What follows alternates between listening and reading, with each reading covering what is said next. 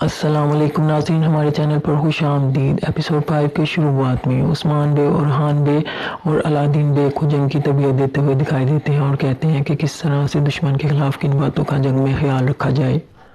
Being خاتون سرداروں کو عثمان بے کے خلاف بغاوت کے لیے بھڑکا رہی ہوتی ہے۔ اتنے میں تربت بے بھی ان کی بغاوت کو روکنے کے لیے قبیلے میں پہنچ جاتے ہیں۔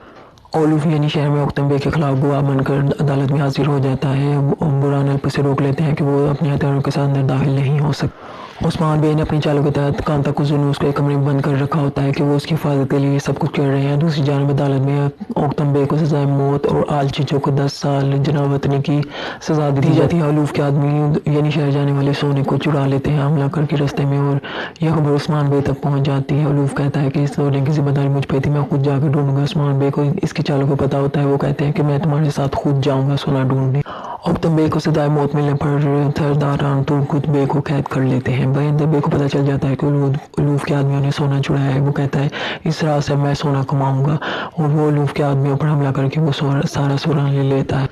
اولوف گات کے تحت عثمان بے کو کہتا ہے کہ اس طرف جانا۔ عثمان بے کہتے ہیں مجھے تمہاری گات کا پتا تھا، اس لیے میں نے جیل میں اوکتم بے کے ساتھ پلاننگ کر لی تھی اور علادین کو سرداران کے پاس بھیج کر ان کو بھی کھیل کا حصہ بنا لیا تھا، اور اس کی چال اسی پر ڈال دیتے ہیں۔ عثمان بے اور اولوف کے درمیان جنگ شروع ہو جاتی ہے۔ پھر ایک بھی سامنے آ جاتی ہے جس کا عثمان بے کو پتا چل جاتا ہے کہ یہ لوگ ملے ہوئے ہیں۔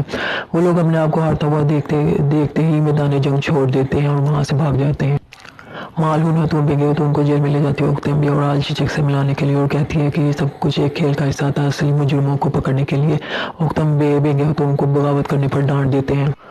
اولوف مارمارا جاگ قلعہ میں جا کر پناہ لے لیتا ہے۔ جنگ سے بھاگ کر عثمان بے یعنی شہر واپس آ جاتے ہیں اور اولوف کے پکڑے گئے آدمیوں کو سزائے موت دیتے ہیں، اور اوکتم بے کو معصوم قرار دے دیا جاتا ہے، اور وہ کہتے ہیں کہ اولوف کے ملنے پر اس کو سزائے موت دے دی جائے گی، جو کہ اصلی مجرم کونور الپ شہزادی اوفیلیا کو لے کر بھاگ رہا ہوتا ہے کہ راستے میں اولوف کے آدمی ان پر حملہ کر دیتے ہیں۔ اولوف کا بھائی اولوف کو بتاتا ہے کہ کسی نے سونا ان سے چرا لیا ہے۔ عثمان بے کانتاکوزونوس کو یہ بول کر چھوڑ دیتے ہیں کہ اوکتم بے بے قصور ثابت ہو گئے ہیں کیونکہ اولوف نے سارا گناہ اپنے سر لے لیا ہے۔ عثمان بے ترکت بے سے کہتے ہیں کہ اگر یہ اولوف کو ہمارے پاس لائے گا تو یہ معصوم ہے، نہیں تو یہ اس کے ساتھ ملا ہوا ہے۔ کانتاکوزونوس اولوف سے ملتا ہے اور اسے بتاتا ہے کہ اسے قید کرنے پر اور شہزادی اوفیلیا کو بچانے پر وہ شہنشاہ کو عثمان بے کے خلاف بھڑکائے گا۔ کانتاکوزونوس شہنشاہ کو عثمان بے کے خلاف بھڑکا دیتا ہے، جو جنگ کے لیے تیار ہو جاتا ہے۔ شہنشاہ کا کمانڈر اولوف کو مارمارا جاگ کا گورنر بنا دیتا ہے، اور وہ تران الپ کو مقلوانے کے لیے اولوف کے پاس لے آتا ہے۔